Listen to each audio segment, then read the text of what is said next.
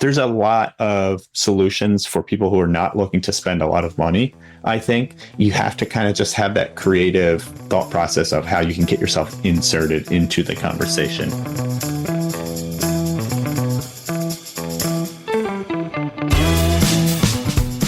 Welcome to the Agents of Change, the podcast experience you've been waiting for your entire marketing career. Search, social, mobile, AI, blockchain, and neuromarketing. These are the Agents of Change, and so are you. Digital marketing success awaits, and your transformation begins now. Welcome to another episode of the Agents of Change podcast, the podcast that's all about helping you reach and engage more of your ideal customers online, and that is exactly what we'll be talking about today. My name is Rich Brooks. I'm your host. This is episode 595, powered by Flight New Media, where we pair creativity and data-driven decisions to ensure client success. If you're struggling with an underperforming website or Google Ads campaign, if you're looking for a branding refresh or wish you could understand your GA4 reports, well, we can help. That's what we were made to do. Just reach out at takeflight.com or theagentsofchange.com, and I'll get back to you personally. This week, we're talking about digital PR, what it is and how it impacts your company's online visibility, search rankings, and bottom line. This episode pairs nicely with a recent interview we did with Nancy Marshall, the PR maven, kind of like fava beans and a nice Chianti. If you haven't listened to that episode, it's episode 590. You should check that one out either before or after listening to today's interview. I believe I mentioned that I'll be co-leading an AI workshop at CEX this year, the Content Entrepreneur Expo, put on by my friend Joe Polizzi. It's a 3-hour hands-on workshop taking place in Cleveland on Sunday, August 24th.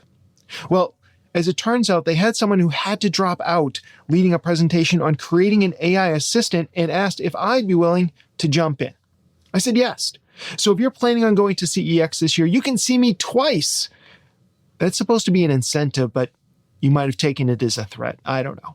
In any case, I'll be doing a 30-minute breakout on Tuesday, August 26th, called How to Build, Customize, and Optimize AI Assistants to Drive Your Content Business.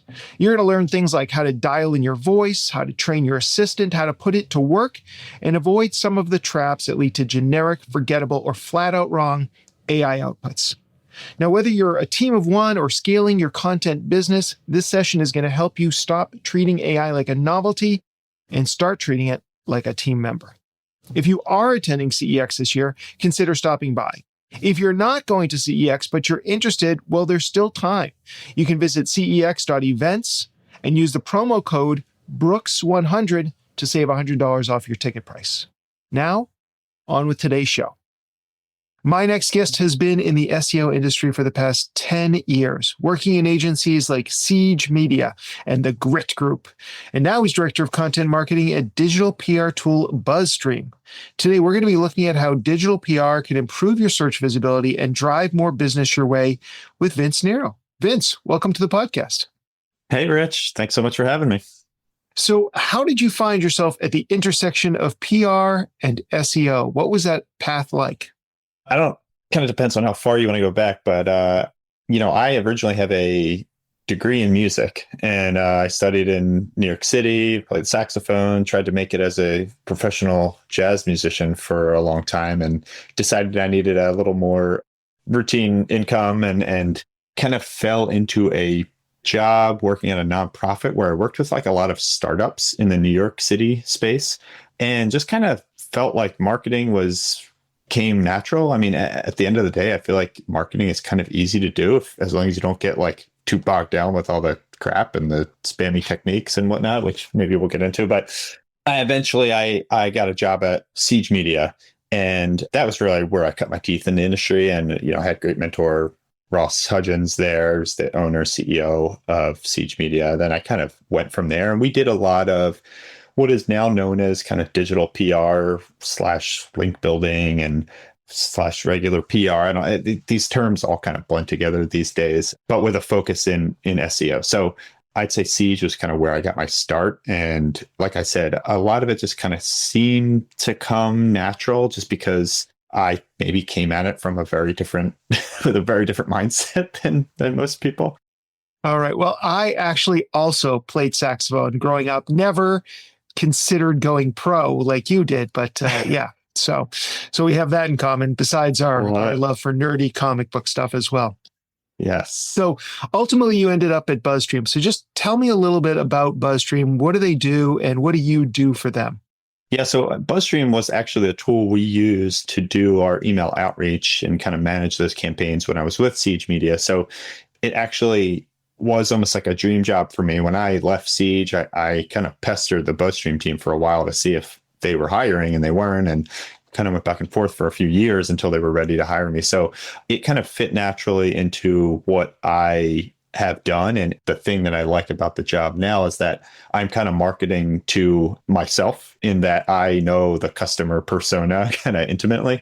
BuzzStream, for those who don't know, we are a end-to-end email outreach platform. We've now added kind of a secondary feature, secondary tool called List IQ, which helps build media lists from the ground up directly from Google News search. So we now kind of cover the whole outreach, like PR strategy from start to finish, from the list building to then the kind of outreach and kind of customer relationship management with these journalists, and helping to build trust and that sort of thing. All right. Vince, you mentioned the term digital PR a couple of times. What does that mean to you? How do you define it? Yeah, so this one really, again, kind of depends on who you ask. The way that I think it's roughly defined for people in the industry is reaching out to these kind of top tier, high end news publications to get backlinks and mentions for your site. So you can do that through pitching them data studies that you've created, content you've created, proprietary data, that sort of thing, or expert commentary. A lot of times journalists are looking actively for people to comment on their stories and provide value that way. And so there's plenty of platforms that kind of help you do that, to connect you with journalists. So I think a lot of this bleeds into what is called just link building, because I think it kind of came out of link building initially. Kind of the SEOs of the world realized that they could use journalists as kind of a lever to get these high domain authority links for their brands and for their clients. And it has since kind of gone through a lot of different iterations. And I think we're at a point now where, with the advent of AI and AI overviews and ChatGPT, and there's a lot of research coming out now where it seems like brand mentions are highly correlated with showing up in the AI brand mentions, or sorry, AI results, be that ChatGPT or AI overviews or whatever platform you're using. So a lot of people are now gravitating more towards that once again, including these kind of traditional link builders who are now kind of just remarketing themselves as digital PRs. So it's taken a lot of different pieces at this point. And if you ask someone from the UK, which is kind of 50% of our audience, I'd say it's a very kind of down the middle representation of what they do, and the brands that hire them for digital PR understand it. Whereas in the US, it still feels maybe like 5 or 6 years behind where the UK has this kind of polished, deliverable, kind of repeatable thing. Whereas, yeah, in the US, it's kind of a mishmash right now. All right. You had mentioned link building and maybe some of the changes that's gone on. As an SEO tactic, do you feel that link building is dead? Should it be dead? That's the $1 million question, I guess, these days. No, I don't think it's dead. I don't think it should be dead. I think it's gotten a bad name over the years. I think there's kind of two ways to look at any of this stuff. It's, what can I do to leverage growth right now? Kind of damn the future of it all. Or there's kind of the more holistic approach and the more evergreen approach of doing stuff kind of the right way. You might not see the biggest gains right away, but you're building a brand basically.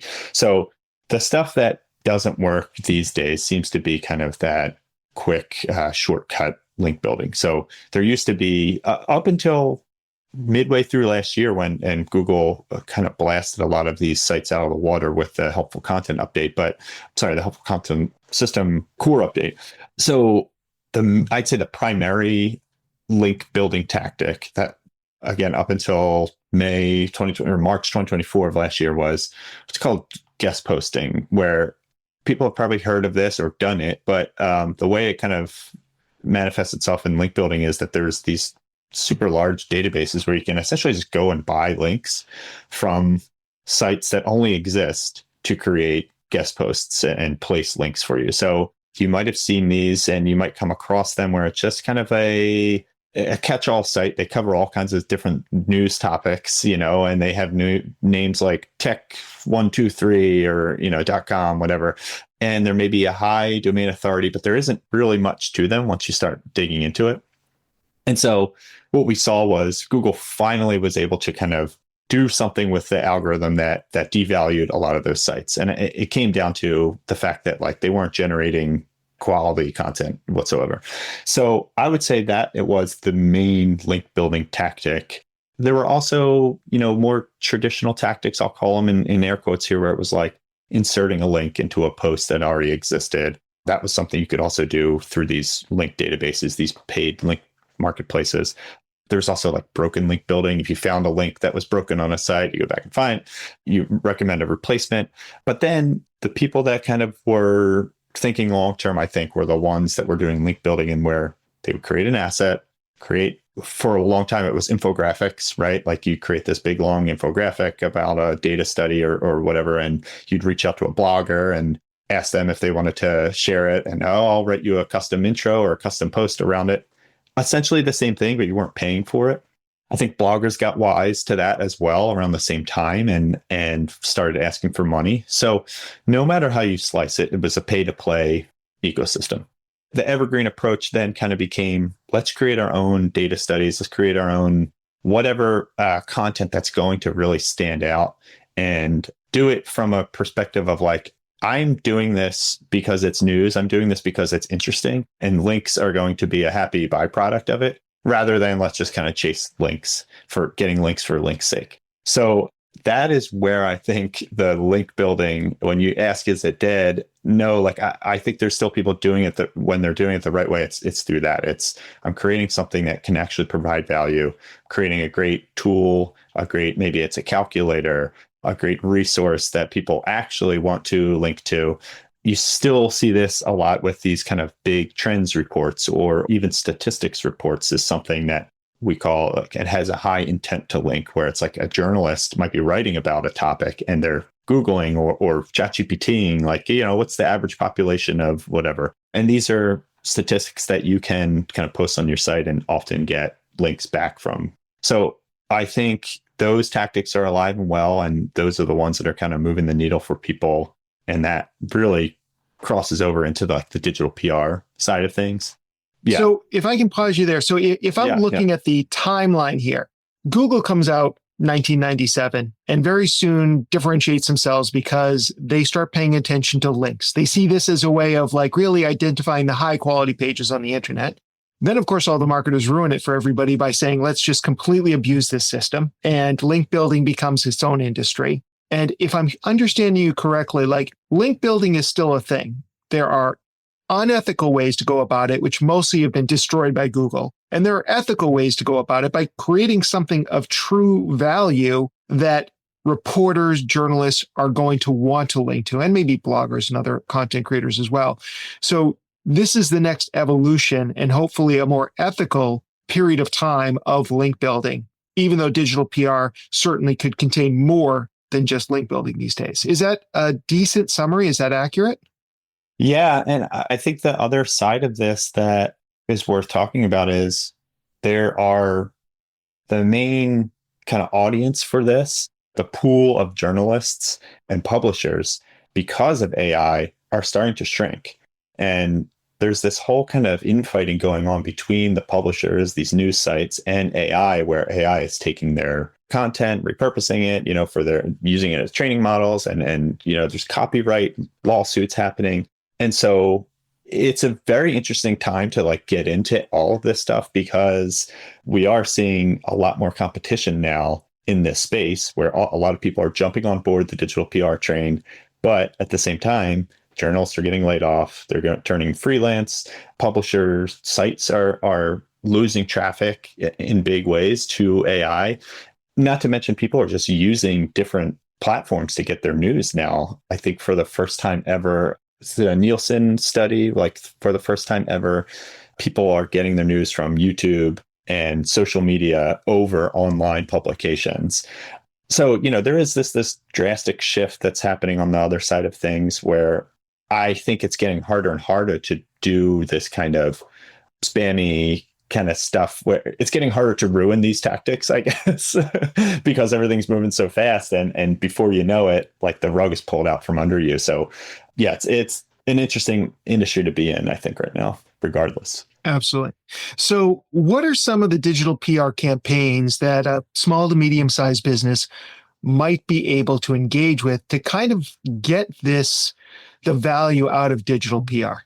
What have you seen that's working?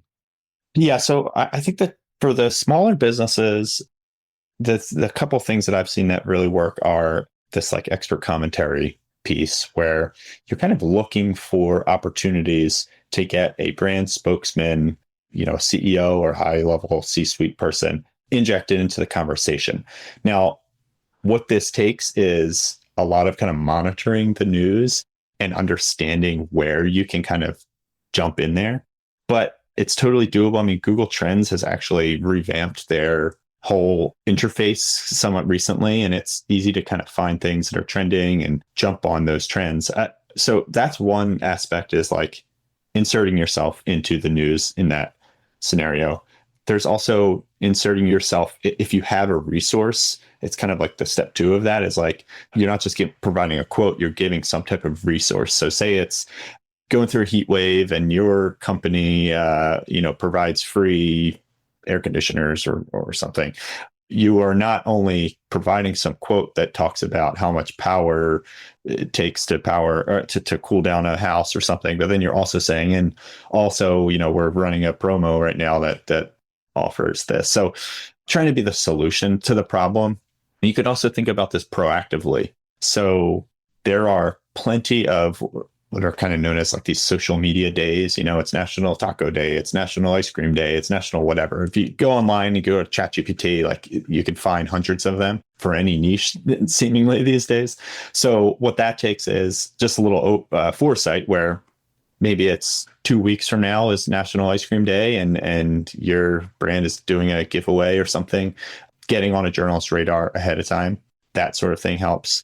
And then there is kind of like responding to journalist requests. I mentioned this a little bit, but there's platforms out there. It's called Help a Reporter Out. There's one called Source of Sources. There's one called Quoted, QWOTED. Those where journalists actually ask for, hey, I need an expert in whatever. I'm looking for a quote about whatever. And they're typically like online databases or like an email newsletter that you can get that just has these listed out. So there's a lot of solutions for people who are not looking to spend a lot of money. I think you have to kind of just have that creative thought process of how you can get yourself inserted into the conversation. And honestly, ChatGPT can help a lot with that and just kind of getting your brain thinking the right way. I found it's a great brainstorm buddy. And to me, like that is a big hurdle for a lot of people. It's just, okay, like I know what I'm supposed to do, but what do I do? Right? Like I know that I'm an expert in wine sales or something, but like, how do I then turn that into content or into a quotable, digestible thing? And I think AI can help with that for sure.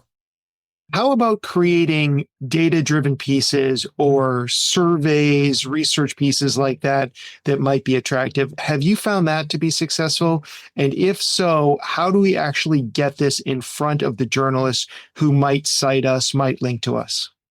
Yeah, so that's probably like a step up above, some of these small businesses are willing to do, but in terms of kind of wrapping your head around what goes into it. But I do think it's actually that tactic is really fruitful, and it's not as hard as you might think. The only reason I didn't mention it the first time around is because, having worked in an agency, that's the kind of thing that people scoff at once you have to start spending some money. So to get this data, typically, I mean, unless you have proprietary data, which is great. If you do have it, it becomes how can you tell a story with it? And again, that is something that ChatGPT can help get the wheels moving on for sure. But then it just becomes kind of packaging it the right way. But the other option is to get your data externally. So through like a SurveyMonkey or YouGov, Pollfish, these are kind of lower cost consumer survey platforms where you can go in, add the questions you want, identify the demographics. And I think there's a couple key things when you think about surveys and data studies is you want to make sure you're hitting the right audience size. So typically if it's like a general population, you want it to be at least 1,500 to 2,000 respondents. I think journalists are going to not really look at anything under that in terms of if it is general pop. Now, if you're going to like a specific industry, say you're a small business and you're trying to interview small business owners, you might be able to get by with 500 or 250 or something. What it kind of depends on for all of this stuff is kind of understanding what's out there already, and you use that as a guide. So what I like to do if you're getting into something like this, again, you can ask ChatGPT for some solutions, but you could also just kind of dig around the different news sites, news in your industry. So it's not necessarily always about getting on your Fox News and CNNs. It can be if you're in the construction space, there's construction industry news, right? And understanding what they write about and who they cover. So there's a little bit of research that I think always has to be done at the onset of these to understand, make sure there is a market and understand what it is they want to hear about. And that can kind of inform the second piece of your question, Rich, which was like, how do you then pitch it? So to me, there's two things that always have to happen is your studies, your data has to have either some type of timeliness to it. So that gets back to that, like, social media days, it could be that, it could be seasonal, like the holidays, but also popular costumes for Halloween or whatever it might be. Yeah. So that is kind of a foot in the door for a lot of people because it provides a lot of value because journalists are always looking for things to write about around these times. But the other hook, aside from timeliness, is some type of emotion. And the way that I like to describe it is like, is there something unexpected, right? Like you don't want to present them with obvious information because I typically think about this perspective. If you're pitching someone, you need to make them look good, right? If you're trying to get your study published by someone on a third-party website, a news site, you were in a blogger, they have their own goals, right? They need to bring traffic to their site. So you want to provide something with value. So thinking about from that perspective is important. And then, so once you have all this, you have your studies, you have your hook, and it comes time to pitch it, it's finding who to pitch it to. So it gets back to kind of what I was saying, where you want to understand who is writing about these things. And typically that takes a little bit of Googling. The way that I was always taught, there's kind of two options. It's like a media database is something that's, that's costly, like a muck rack precision, something that small businesses don't typically have the budget for. So really, and this is the way I learned kind of doing it, was just through Google News search, where you say you're pitching your Halloween costumes idea, then you're just searching for Halloween costumes. You can search last year around the same time to see who was writing about it. And those become your key journalists that you want to reach out to. So having that kind of connection to a previous piece helps decide whether or not this journalist is actually relevant, or it's at least a shortcut to it. One of the reasons we created this new List IQ product was to help people do this, like Google News search media list building at scale, where you typically, it's like you do Google News search, you find all your results, you have to click in, and then you're trying to understand what this journalist has written about, right? Especially if you're looking at content they've written last year. Are they still active at the publication? What's their bio? What do they cover right now? What's their beat? What's their industry? Is what I'm pitching them going to be reliable or relevant to them? And then you have to dig and find their email address. And sometimes it's written on the site, but other times you got to go find it on a LinkedIn post or their Facebook profile or Twitter or something. So with List IQ, it kind of pulls all that stuff for you. And again, like this is a big problem in the industry from the journalist side, is getting pitched these irrelevant pitches. There's been a lot of studies that just came out from Cision and Muckrack. Both of them have done these like big state of the industry reports. And like the top gripe from journalists was people just send me irrelevant pitches all day long. It was something like 4 or 5% of journalists never receive an irrelevant pitch. So most, for the most That must part, be their first day on the job. yeah. So for the most part, they're fed up with this. We're fed up with the PRs. They're fed up with the getting pitches. And so, like I said in the very beginning, there's a lot of competition in this space. So you have to kind of just be laser focused on who you want to reach out to. And I think less is more with all this stuff. You hear about these people that do a campaign. Oh, and I got 1,000 links. We got, mentioned in all these places. I think those things are less and less of the norm these days. And I think it's okay to have a post that only gets picked up a couple times and, from relevant news stations and that type of quality backlink, quality mention from a relevant publication is going to go a long way these days.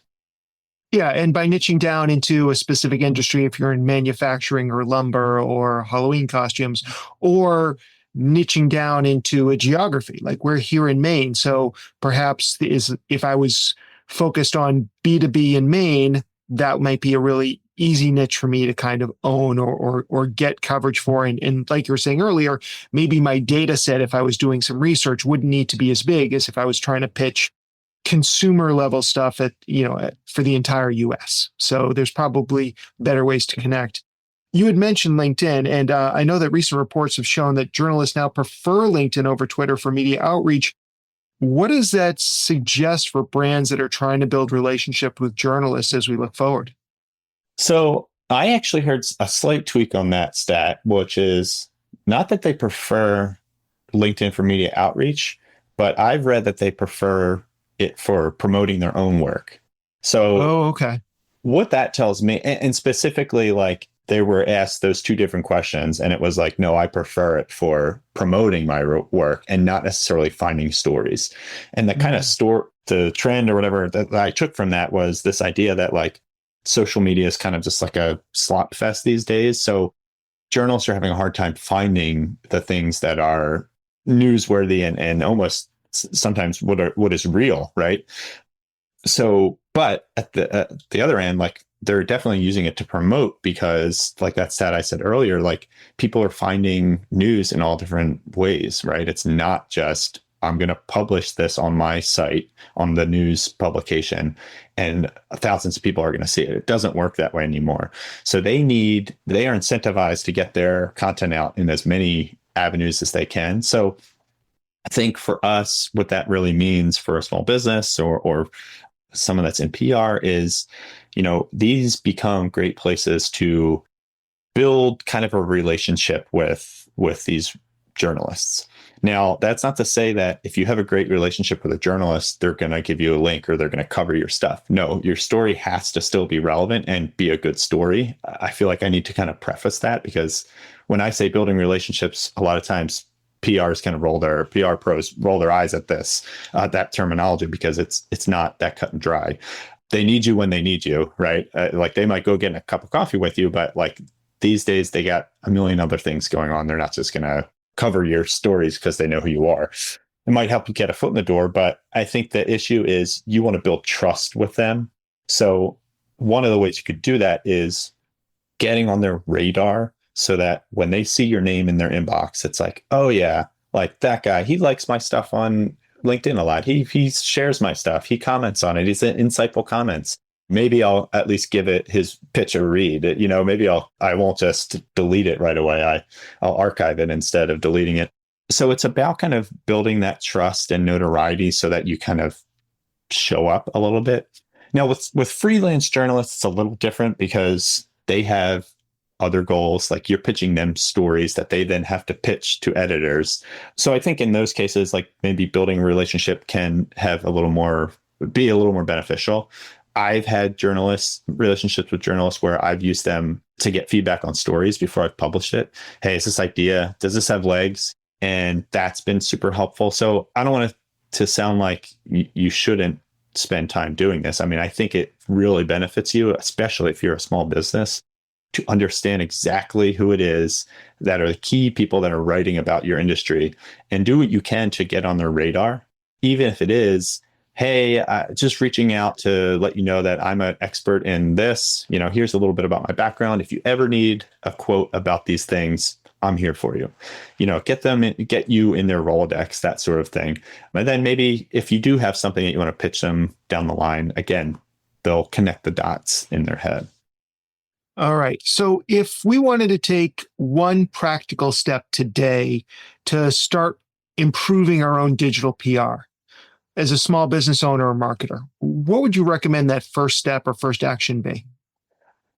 Honestly, it's something that we didn't really talk about yet, but in kind of improving your image first and foremost. So if you have like a garbage looking site, right? Like you've spent no time on your online presence and you expect to then be cited as an expert in the field, like journalists are going to go and do their due diligence on who you are and what you are. If you have a site that doesn't work or doesn't inspire a lot of confidence, I think that is going to kind of hurt you in the long run. Now, it's not, if you do have a great story and a great piece of data, it might not matter as much. But remember, there's a lot more people in this business now, a lot more people that are pitching journalists these days, and they are going to do their work. They're going to do their homework.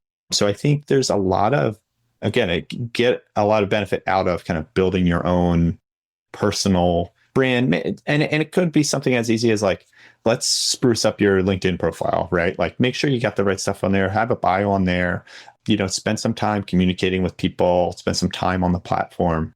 You can't cut corners these days with some of these things. And it used to be that you could have just like a cookie cutter site and expect that to do the job. But I think these days you got to kind of take it a step further if you really want to stand out in this industry. Awesome. Vince, if people want to learn more about you or learn more about BuzzStream, where can we send them online? BuzzStream.com is our website, but I'm super active on LinkedIn. Just check me out on there, and I'm happy to connect if you have any questions about this stuff. I would say, again, another pro tip, if you connect with me, make sure you send some type of message. Like if you send a connection request, make sure you send some type of message. I think, again, that goes a long way to people because I get connection requests all the time. And it's like, if I don't know who you are, I'm probably not going to connect. So it starts there, that kind of like networking thing. And you kind of take that along the lines with the journalist too. It's, got to show me that you're a real person.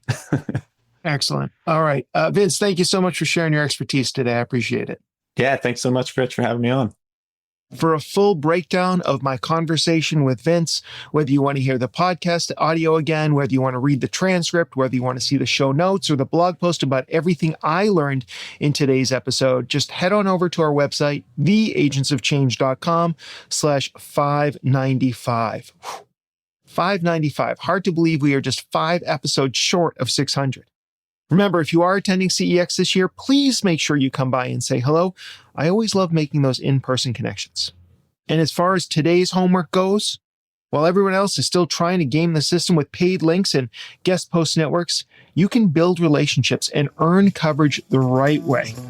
That's what will make you an agent of change. Don't miss another thrilling episode of the Agents of Change podcast. Be sure to subscribe on your favorite podcasting platform.